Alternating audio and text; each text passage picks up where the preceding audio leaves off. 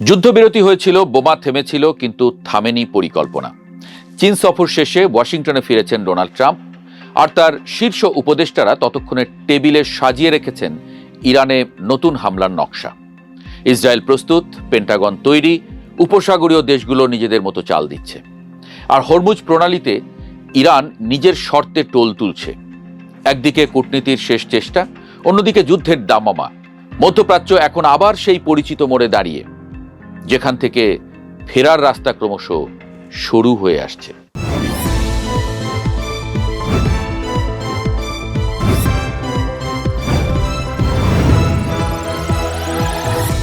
চীন থেকে ফিরতে ফিরতেই ট্রাম্প একটা কাজ সেরে ফেললেন। ইরানের সর্বশেষ শান্তি প্রস্তাব, সেটা এয়ারফোর্স ওয়ানেই ছুঁড়ে ফেললেন। সাংবাদিকদের বললেন, প্রথম বাক্যটাই পছন্দ হয়নি, তাই সরাসরি ফেলে দিয়েছেন। এটা নিছক রাগের কথা নয়, এটা একটা সংকেত। কারণ এর আগেই মঙ্গলবার তিনি বলে গিয়েছিলেন, ইরান হয় চুক্তিতে আসবে, না হয় পুরোপুরি ধ্বংস হয়ে যাবে। যেভাবেই হোক, জয় আমাদেরই হবে। এই বাক্যটা বোঝার জন্য কোনো অনুবাদ লাগে না। পেন্টাগন ইতোমধ্যে নতুন হামলার পরিকল্পনা তৈরি করে রেখেছে, অপারেশন এপিক ফিউরি।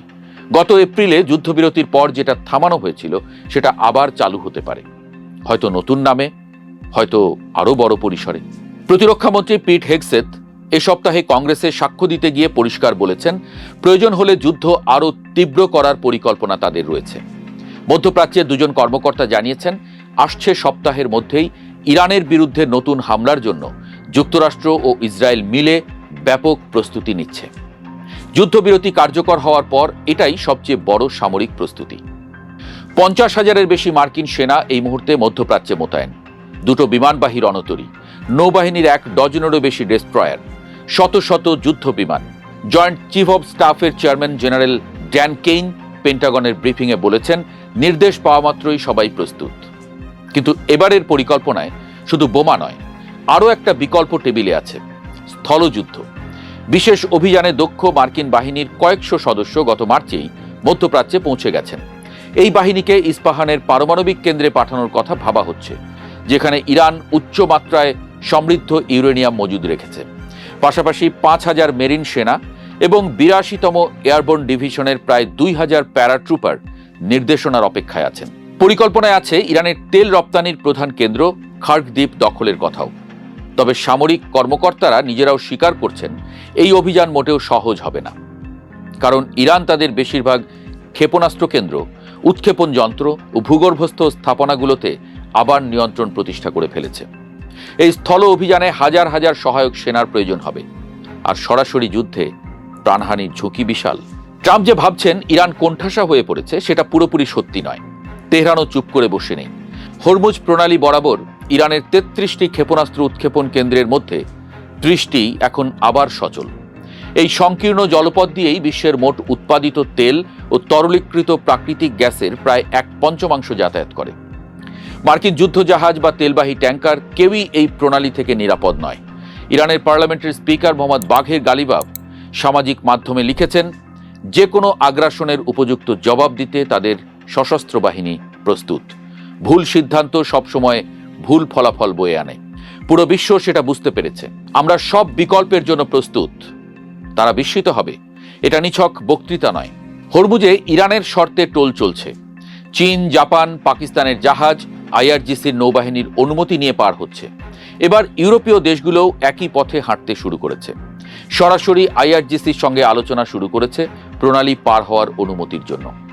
ইরানের পার্লামেন্টের জাতীয় নিরাপত্তা কমিশনের প্রধান ইব্রাহিম আজিজি বলেছেন, হরমুজ ব্যবস্থাপনার জন্য একটি পেশাদার কাঠামো তৈরি হয়েছে, শিগগিরই প্রকাশ হবে। তিনি স্পষ্ট করেছেন, যারা ইরানের সঙ্গে সহযোগিতা করবে শুধু তারাই সুবিধা পাবে, আর মার্কিন ফ্রিডম প্রজেক্টের জাহাজগুলোর জন্য এই প্রণালী বন্ধই থাকবে। ইরানের বিরুদ্ধে যুদ্ধ শুরু হলে উপসাগরীয় দেশগুলো এক হয়ে যাবে, এই ধারণা এখন ভুল প্রমাণিত। বরং যুদ্ধ তাদের মধ্যে ফাটল আরও গভীর করে দিয়েছে। গত 28 ফেব্রুয়ারি যুক্তরাষ্ট্র ও ইসরায়েল ইরানে যৌথ আগ্রাসন শুরু করার পরপরই সংযুক্ত আরব আমিরাতের প্রেসিডেন্ট মোহাম্মদ বিন জায়েদ সৌদি যুবরাজ মোহাম্মদ বিন সালমান সহ উপসাগরীয় নেতাদের সঙ্গে বেশ কয়েকবার ফোন করেন। উদ্দেশ্য একটাই, ইরানের বিরুদ্ধে সমন্বিত সামরিক পদক্ষেপে একসাথে নামা। কিন্তু সৌদি আরব রাজি হয়নি, কাতারও না। সবাই আলাদাভাবে নিজেদের সুবিধা মতো পদক্ষেপ নিয়েছে। কারণটা বোঝা কঠিন নয়। ইরানের পাল্টা হামলায় আমিরাতের উপরই সবচেয়ে বড় ধাক্কা এসেছিল। প্রায় ৩,০০০ ক্ষেপণাস্ত্র ও ড্রোন আঘাত এনেছে দেশটিতে। কারণ আব্রাহাম অ্যাকর্ডসের আওতায় ইসরায়েলের সঙ্গে সম্পর্ক স্বাভাবিক করা ছিল আমিরাতেই। সৌদি আরবের কাছে লোহিত সাগরের পথে তেল রপ্তানির বিকল্প আছে। আমিরাতের সেই সুবিধা নেই, ফলে আমিরাত একা লড়েছে। ইরানের লাভান দ্বীপের জ্বালানি কেন্দ্রে আঘাত হেনেছে। যখন ট্রাম্প যুদ্ধবিরতির কথা বলছিলেন ঠিক তখনই এই হামলায় সেখানে বড় অগ্নিকাণ্ড ঘটে। কয়েক মাসের উৎপাদন বন্ধ হয়ে যায়, উত্তেজনা আরও বাড়ে। সৌদি আরব ও কাতারের অসহযোগিতায় আমিরাত শুধু ক্ষুব্ধ নয়, নিজেই নতুন অংশীদার খুঁজে নিয়েছে। সেই অংশীদার ইসরায়েল। মার্কিন রাষ্ট্রদূত মাইক হাকাবি তেল আবিবের এক অনুষ্ঠানে প্রকাশ্যে জানিয়ে দিয়েছেন, ইরানের হামলা থেকে আমিরাতকে রক্ষা করতে ইসরায়েল সেখানে আয়রন ডোম পাঠিয়েছে। সেই সঙ্গে এই ব্যবস্থা পরিচালনা করতে নিজেদের সেনাও পাঠিয়েছে। আব্রাহাম অ্যাকর্ডসের এই সম্পর্ক এখন কার্যক্ষেত্রেও প্রমাণিত। তবে আমিরাত নিজে এটা মানতে রাজি নয়, অন্তত প্রকাশ্যে। নেতানিয়াহুর কার্যালয় জানিয়েছে যুদ্ধের সময় তিনি আমিরাত সফর করেছিলেন, কিন্তু আবুধাবি সেটা পুরোপুরি অস্বীকার করেছে। উপসাগরীয় জনমতের কথা ভেবে ইসরায়েলের সঙ্গে ঘনিষ্ঠতা প্রকাশ্যে স্বীকার করা আমিরাতের জন্য এখনো বিপজ্জনক। আর সেই ক্ষোভের চূড়ান্ত প্রকাশ ঘটেছে এই মে মাসে। উপসাগরীয় প্রতিবেশীদের দুর্বল ভূমিকার জবাবে আমিরাত ওপেক থেকে নিজেদের প্রত্যাহার করে নিয়েছে। মধ্যপ্রাচ্যের তেল রাজনীতিতে এটা একটা বড় ভাঙন। যুদ্ধের কেন্দ্র এখন আর শুধু ইরানের ভেতরে নেই, হরমুজ প্রণালী হয়ে উঠেছে আসল লড়াইয়ের জায়গা। বিশ্বের যে পথ দিয়ে প্রতি 5টি তেলের বোতলের একটি যায়, সেই পথের চাবি এখন ইরানের হাতে। ইরান সেই চাবি দিয়ে রাজনীতি খেলছে। যুদ্ধবিরতি শুরুর পর থেকে ইরান বারবার বলছে প্রণালী আর যুদ্ধপূর্ব অবস্থায় ফিরবে না, অর্থাৎ তাদের শর্ত ছাড়া কেউ পার হতে পারবে না। আর সেই শর্ত মেনে নিতে এখন ইউরোপও এগিয়ে এসেছে। আইআরজিসির নৌবাহিনীর সঙ্গে আলোচনা শুরু হয়েছে। চীন, জাপান, পাকিস্তানের মতো ইউরোপও এখন ইরানের টোল দিয়ে প্রণালী পার হওয়ার পথ খুঁজছে। এটা ট্রাম্পের জন্য বড় বিপদ। হরমুজ বন্ধ থাকলে বৈশ্বিক জ্বালানির বাজার অস্থির থাকে, মার্কিন মিত্রদের ক্ষতি হয়। কিন্তু খুলে দিলে ইরান আন্তর্জাতিকভাবে শক্তিশালী অবস্থানে চলে যায়। যুক্তরাষ্ট্র নৌ অবরোধ দিয়ে ইরানের বন্দরগুলো আটকে রেখেছে, কিন্তু হরমুজের নিয়ন্ত্রণ ইরানের হাতে থাকলে সেই অবরোধের কার্যকারিতা আসলে কতটুকু? ট্রাম্প এখনো চূড়ান্ত সিদ্ধান্ত দেননি, কিন্তু সময় দ্রুত ফুরিয়ে আসছে।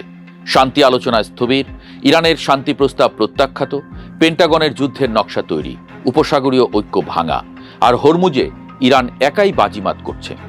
কেউ কেউ ট্রাম্পের জন্য একটা বের হওয়ার পথ খুঁজছেন। হরমুজ যদি আবার খুলে দেওয়া যায়, তাহলে ট্রাম্প নিজেকে বিজয়ী ঘোষণা করতে পারবেন। ব্যয়বহুল এই যুদ্ধকে সফল বলে দেখাতে পারবেন সন্দিহান মার্কিন ভোটারদের কাছে। কিন্তু ইরান কি সেই সুযোগ দেবে? তারা তো পরিষ্কার বলছে প্রণালী আর আগের মতো থাকবে না, টোল থাকবে, শর্ত থাকবে। যারা ইরানের সঙ্গে থাকবে তারাই সুবিধা পাবে। এই মুহূর্তে দুটো ট্রেন একই পাটাতনে ছুটছে, একটির হাতলে ট্রাম্প, অন্যটির হাতলে ইরান। আর বাকি পৃথিবী, ইউরোপ, উপসাগরীয় দেশগুলো, এশিয়া, সবাই দেখছে কোথায় থামবে এই যাত্রা, নাকি আদৌ থামবে কিনা।